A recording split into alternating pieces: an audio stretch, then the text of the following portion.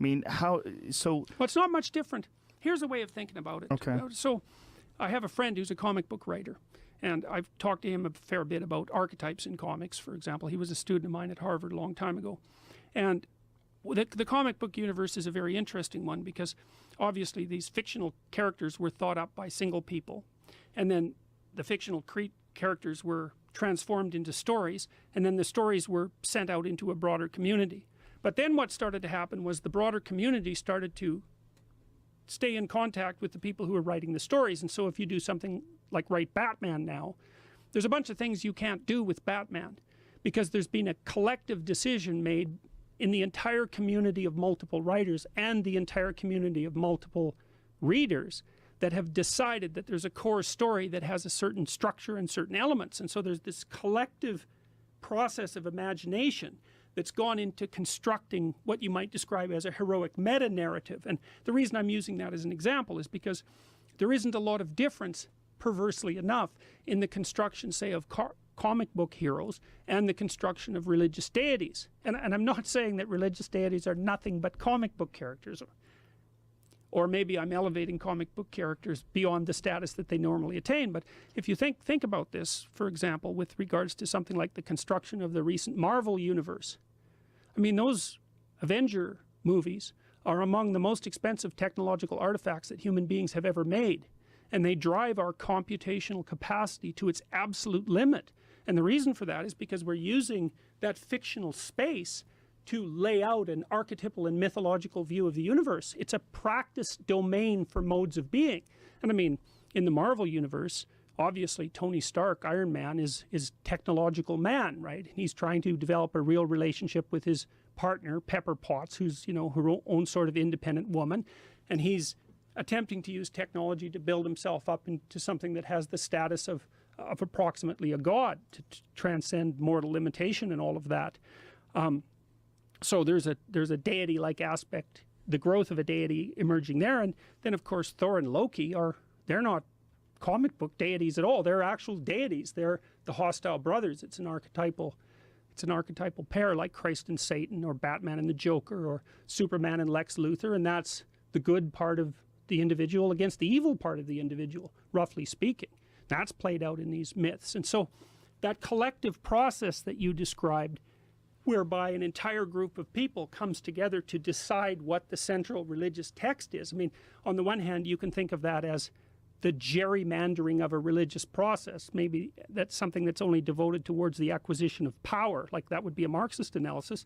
But on the other hand, you can think of it as the collective imagination attempting to build a dramatic, to build an exemplary drama that everyone can act out. And it's in acting out that exemplary drama that we are actually able to interact in a civilized and productive manner. Like, look at this discussion that we're having to the degree that it's working. We're both trying to articulate our notions of reality. And I do that, and you listen, and maybe you have some comments, and then you do that, and I listen, and maybe you have some comments. But together we're building something that's different from what we both came in here with, right? And in a sense, what we're doing is we're participating in the process of articulating each other's spirits. And I mean that most technically. Like, part of your spirit is an amalgam of the information that you've encountered. A lot of that's articulated wisdom. And so it's soul construction. If you're having a good conversation, and that's also a conversation that is meaningful, and you can tell that when you're having it, it's that you're decomposing parts of yourself, your false presuppositions, you're letting them die, and you're letting something new be born as an alternative. And you're participating in this process of death and rebirth constantly when you're having a meaningful conversation. It's like, oh, that was wrong, I'm gonna let that die. Ooh, that's a little painful. I was kind of attached to that concept, but I'll let it go, I'll let it burn off, and a new part of you will emerge, and then another part dies, and a new part emerges. And that's this process of eternal death and rebirth that's part of the general mythology of redemption. You see that all the time too in the Harry Potter series, for example. At the very end of the Harry Potter series, Potter undergoes a literal death and rebirth, and that's how he finally defeats evil. These stories are deeply built into people. There's a reason that J.K. Rowling became the richest person in England she's richer than the Queen. she got rich by telling the story properly. You know, and the second volume of Harry Potter, when there's the basilisk underneath the castle that turns you to stone when you look at it, that's everything that people are afraid of. That freezes you like a rabbit freezes when it sees a wolf. And the story in Harry Potter is you go underneath the castle to where the thing that frightens you the most resides, and you face it down. And in doing that, you free the virgin, right? That's St. George. He frees Virginia in the Harry Potter story. And maybe you half die because of that, because he gets bitten by that basilisk and just about dies. And then it's the phoenix that saves him, because the phoenix is the spirit of death and rebirth. These stories, they come up everywhere. There's no avoiding them. And it's because they're true. But they're not true like scientific truths. They're a behavioral truth, or a pragmatic truth, or a dramatic truth. And part of the reason that our society is so damn unstable now, and part of the reason all this weird chaos is emerging, this is a consequence of Nietzsche's observation back from the late 1800s about the death of God. We blew the metaphysical foundations out from underneath our culture, and the whole thing is shaking and twisting, and it's vacillating between the horrors of the extreme right and the horrors of the extreme left. It's been doing that for 140 years, and we're in the throes of that again. We blew the metaphysical foundations out from underneath our culture, and we need to get them back. Part of the reason that people are so obsessed by things like the Avengers movies and the superheroes and Harry Potter and all of that is because, and Star Trek and Star Wars, is because our collective imagination is trying to regroup at the level of drama and reformulate our fundamental metaphysics. I was reading this thing that was talking, they were equating CrossFit and yoga to religion. And they were saying it's essentially religion for people that have abandoned traditional religions. And that the idea is that what we're seeking is camaraderie, order, and discipline, and some sort of a shared community experience. So when you're talking about, when you're saying your religion, you're not talking about a literal translation like a guy actually came back from the dead.